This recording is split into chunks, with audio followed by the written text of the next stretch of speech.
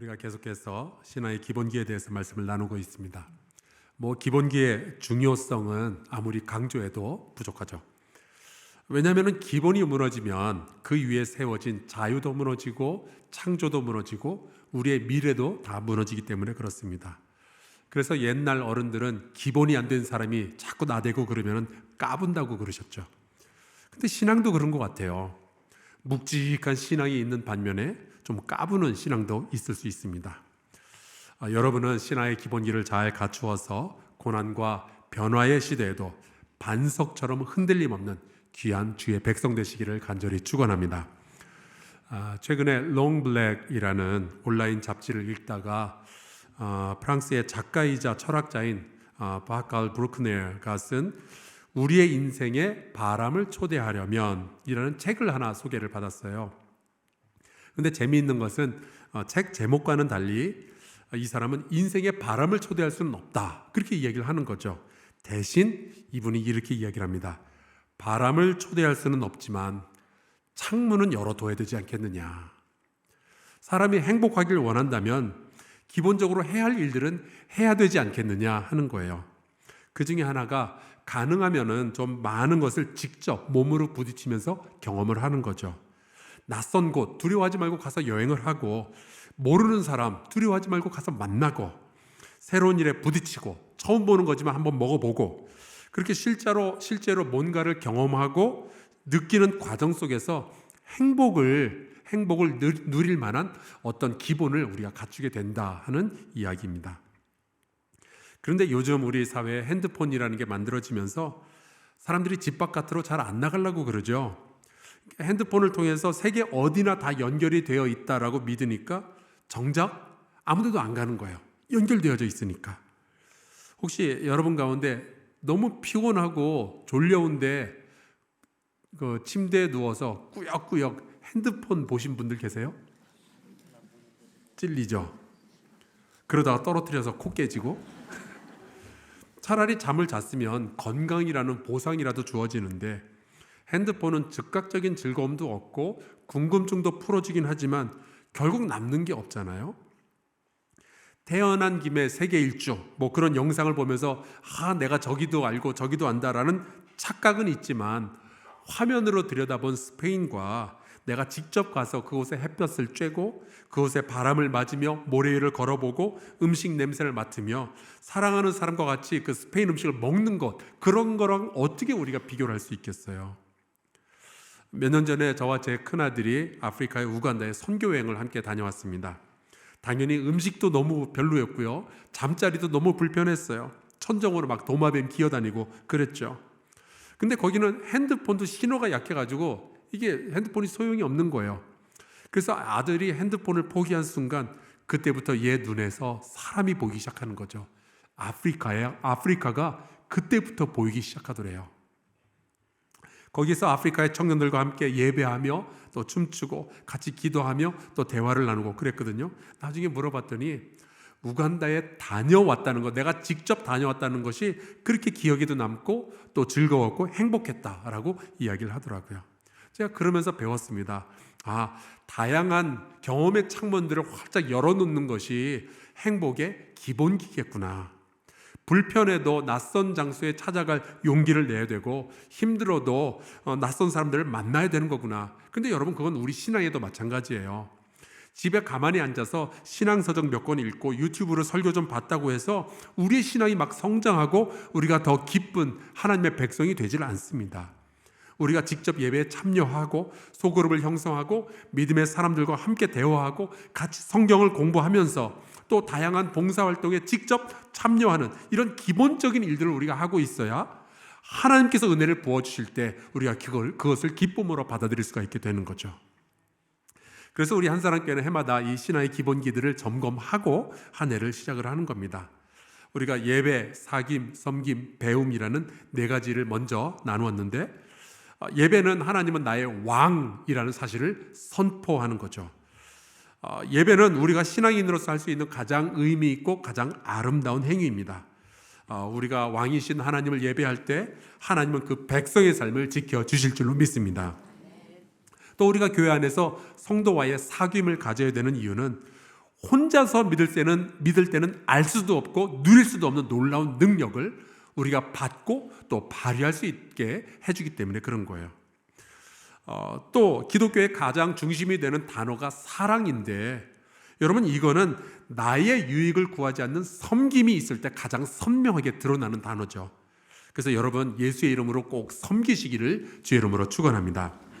그리고 또 배움이 신앙인의 기본 중에 기본인데 이유가 있어요. 그거는 예수 그리스도께서 가르치시는 분이기 때문에 우리는 당연히 배우는 사람이 되어야 하는 거죠.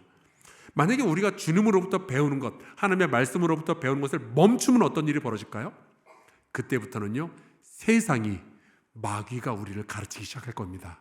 이게 굉장히 위험한 일이기 때문에 여러분은 꼭 말씀 가운데 거하며 말씀을 배우셔야만 해요. 마지막으로 우리가 기도의 기본기에 대해서 말씀을 나누려고 합니다. 여러분 기도는요 신앙의 기본이에요. 그래서 기도는 신앙의 호흡이라는 말도 있는 거죠. 우리가 억지로 은혜를 끌어잡아 당길 수는 없지만, 우리가 억지로 성령님을 내 삶 속에 꾸겨 넣을 수 없지만, 우리가 억지로 막 기적을 만들어내고 그럴 수는 없지만, 여러분 기도라는 창문은 늘 열어놓을 수 있는 거잖아요. 그러면은 이 기도를 통해서 하나님은 놀라운 일들을 그분의 때에 그분의 방법으로 일으켜내시겠죠. 만약 우리의 아버지 하나님을 향한 기도가 항상 열려있게 되면요, 우리의 삶은 지금보다 훨씬 풍요롭고 훨씬 능력있고 훨씬 행복하게 될 줄로 믿습니다. 기도는 우리의 신앙생활에서 뺄래야 뺄 수가 없죠. 우리가 오늘 이렇게 함께 모여서 예배를 드리는데 벌써 지금까지 기도를 몇 번이나 했을까요? 예배당 도착하면 벌써 기도하셨을 거잖아요. 그리고 대표 기도하죠. 제가 설교하기 전에 기도하죠. 말씀을 마치면서 결단 기도하죠. 그리고 예배 끝나면서 헌금 기도하죠. 축복 기도하죠. 여러분 우리 기도는요, 우리가 신앙생활을 하는 모든 것의 중심부에 늘 자리 잡고 있어요. 성경을 봐도 하나님의 사람들은 늘 기도하는 사람들이었고요, 하나님은 또 그 기도의 사람들을 통해서 놀라운 일들을 일으키셨죠. 그래서 C.S. 루이스 같은 분은 이렇게 이야기를 했어요. 기도는 믿음이 하나님께 말을 거는 거다.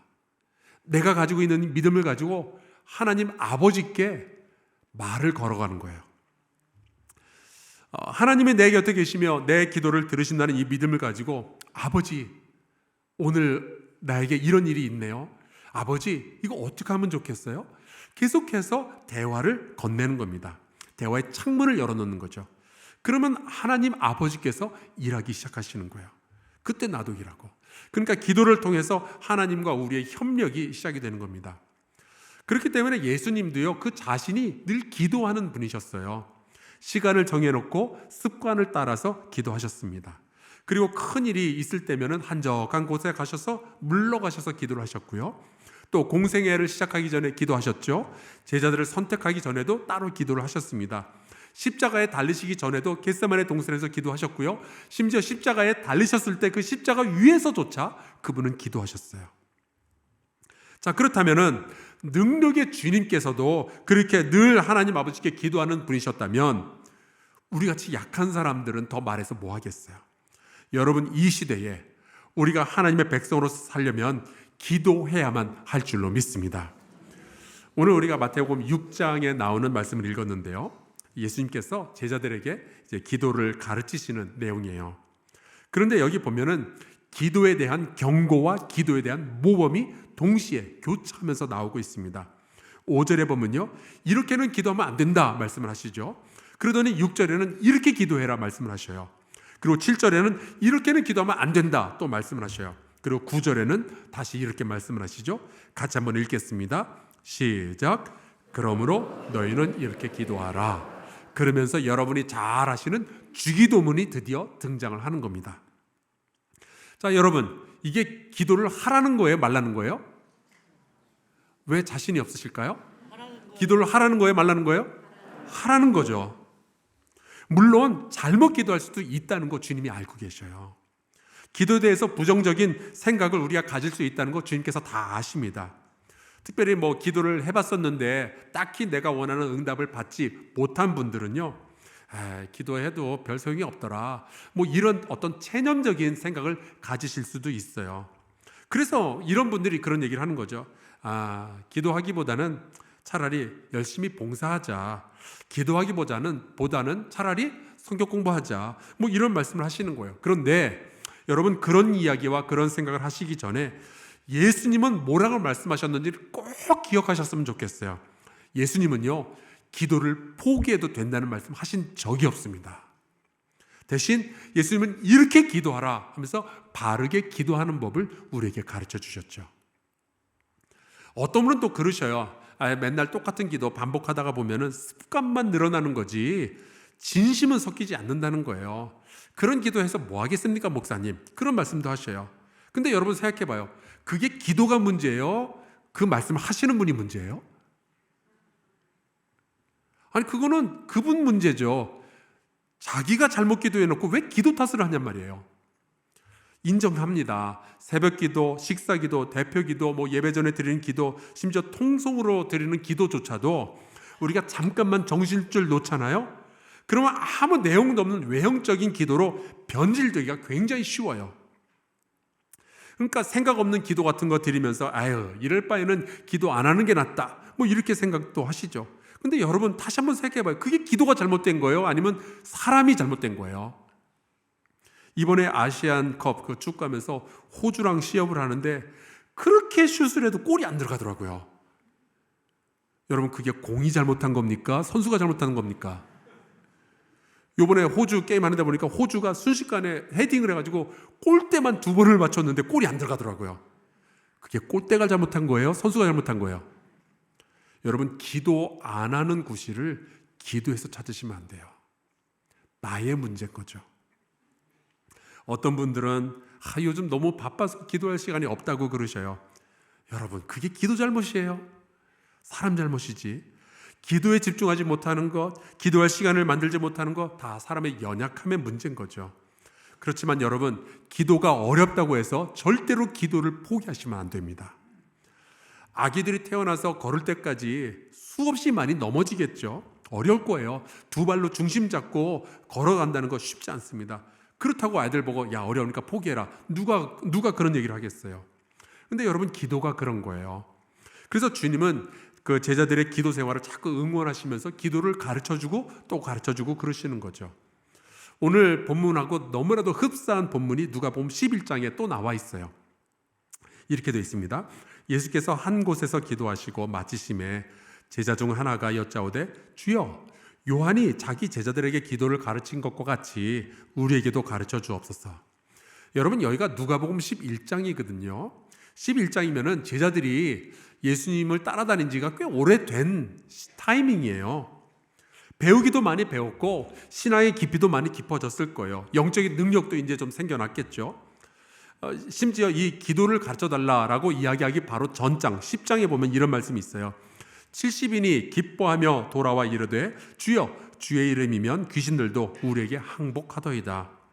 그러니까 누가복음 10장에 보면은 제자들이 이미 귀신을 쫓아내기도 했었고 병도 고쳐봤고 다 해본 거예요. 그런데 11장에 와서는 기도를 가르쳐 주세요라고 요구를 하는 거죠. 설마니 그때까지 제자들이 기도하는 법을 몰랐겠어요? 기도 다 해봤을 거예요. 그런데도 예수님에게 기도를 가르쳐 달라고 하는 것을 보아하니 제자들도 느끼기에 기도가 참 어렵다라고 생각을 한 거죠.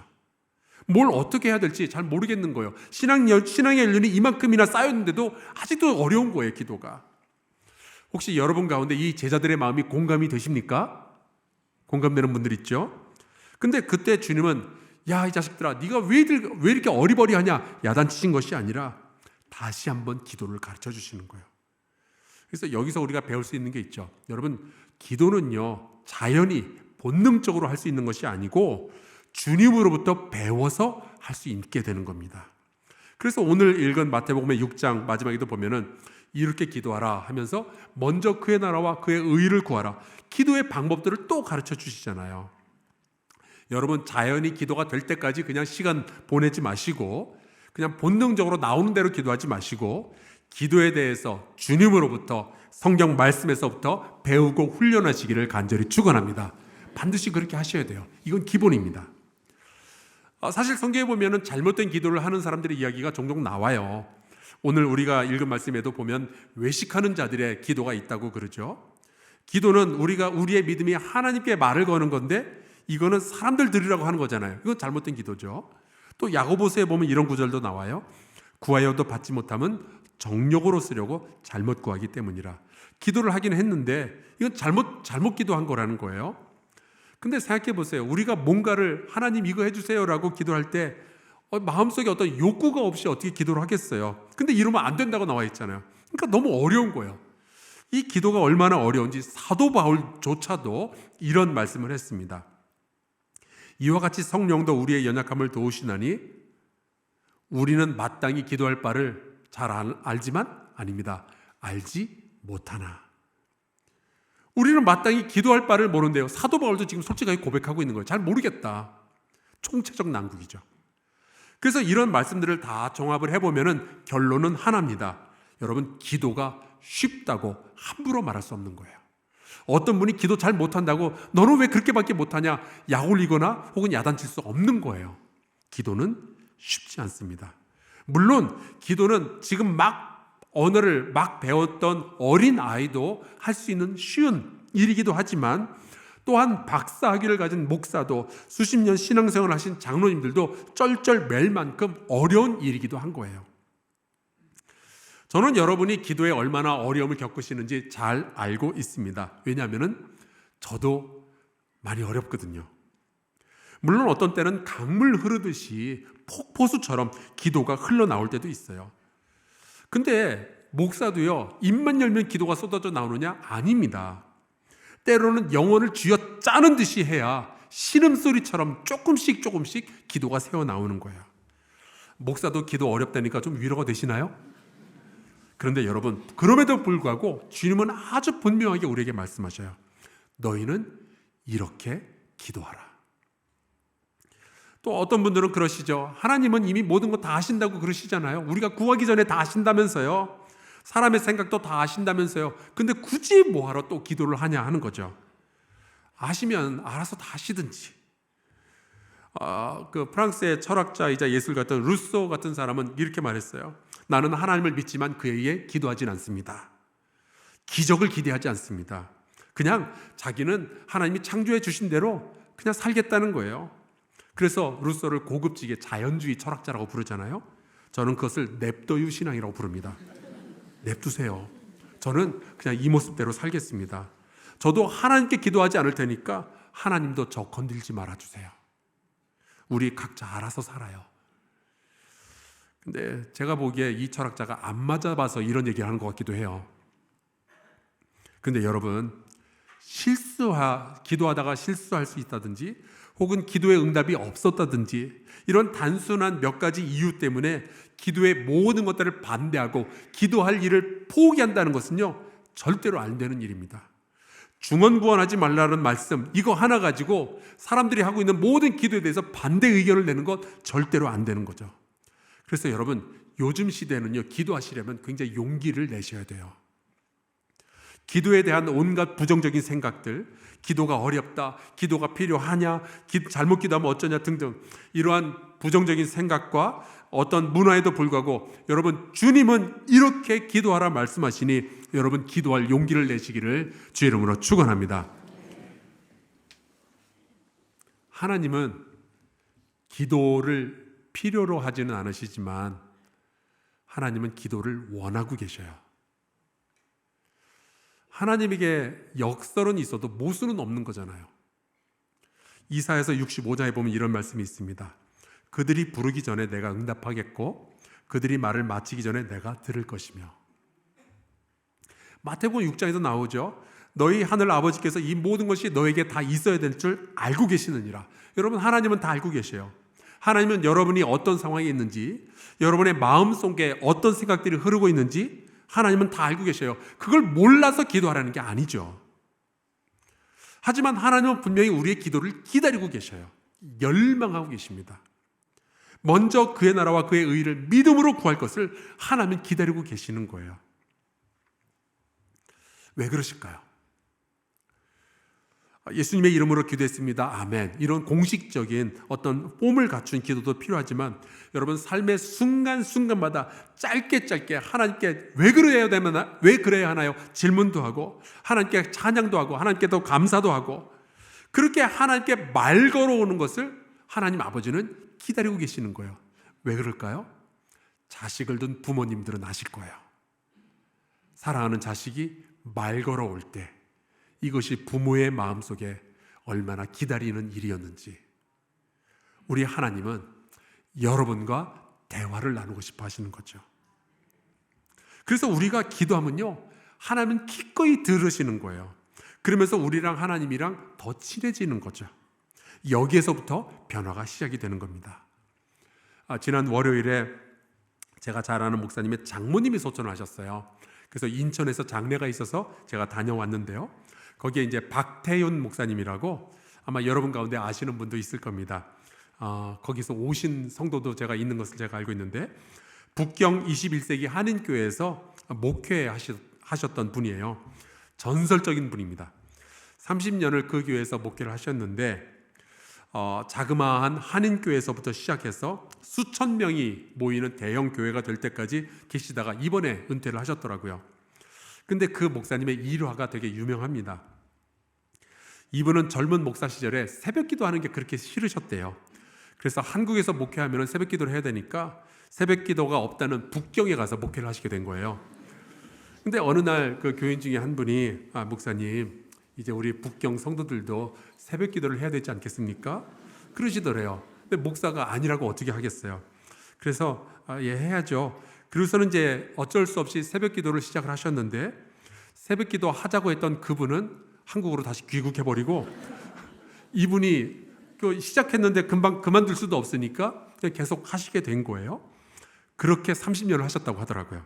그런데 이렇게 새벽 기도를 억지로 시작을 했는데 그러면서 성도들이 기도의 자리에 참여하고 기도에 대해서 배우고 기도에 대해서 훈련을 받은 거죠. 때로는 졸고 때로는 불평도 하면서 기도를 했는데 어느 순간부터인가 이 목사님의 눈에 성도들의 삶이 달라지는 게 보이기 시작한 거예요.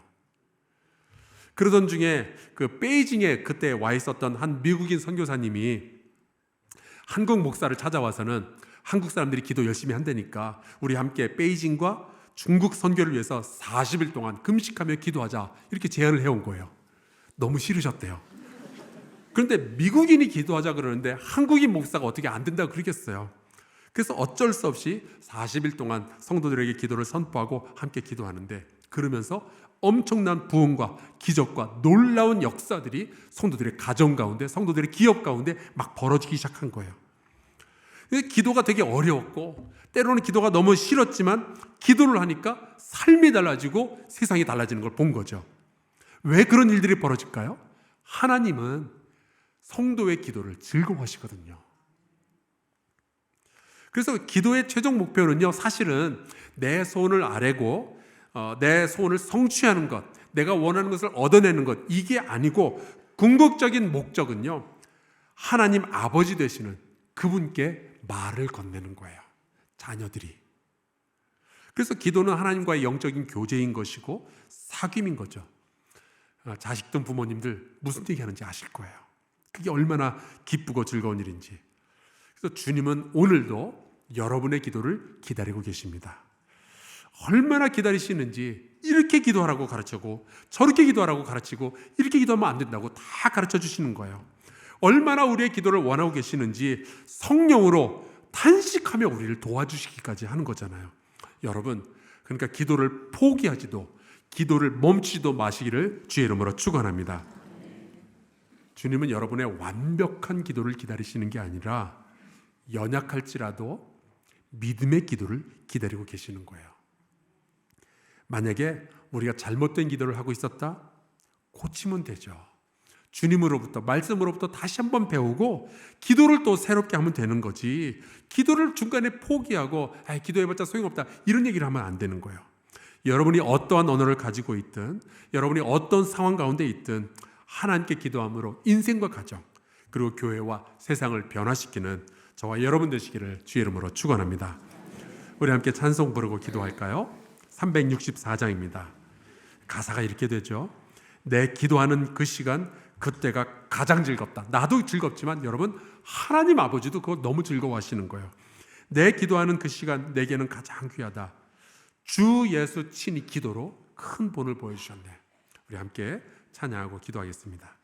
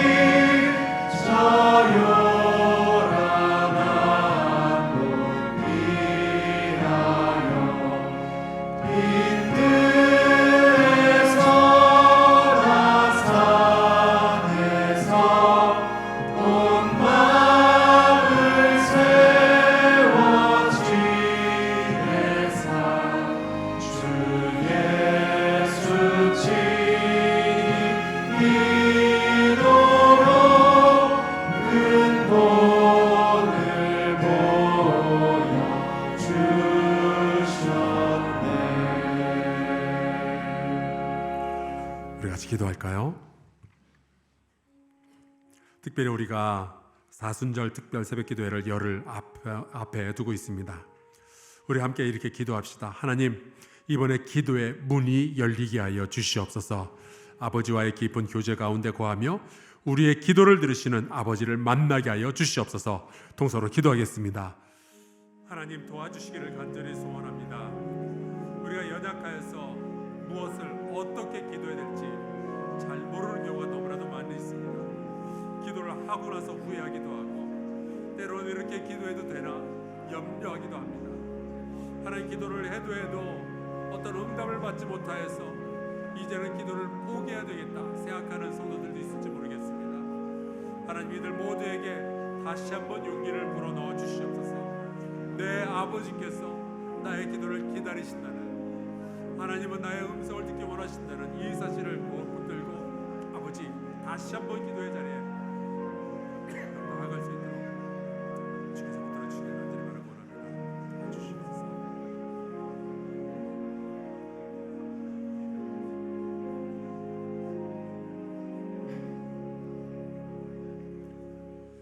하나님 고맙습니다. 죄 많고 흠 많은 우리가 거룩하신 창조주 하나님과 소통할 수 있도록 기도를 가르쳐 주셔서 감사합니다. 우리가 기도하길 원하시는 주의 마음을 잊지 않기를 소망합니다. 하나님은 우리와 말이 통하는 아버지이심을 믿습니다. 하나님은 믿는 자의 기도를 통해 세상을 변화시키길 원하시는 분이심을 믿습니다. 아버지, 우리가 기도를 포기하거나 멈추지 않게 하여 주시옵소서. 우리의 기도에 여전히 연약함이 있겠지만, 두려움이 있겠지만 배우며 연습하며 더 깊고 넓은 기도를 이루게 하여 주시옵소서. 우리가 마땅히 빌 바를 알지 못할 때 성령 하나님 우리의 기도를 도와 주시옵소서. 예수 그리스도의 이름으로 기도하옵나이다. 아멘.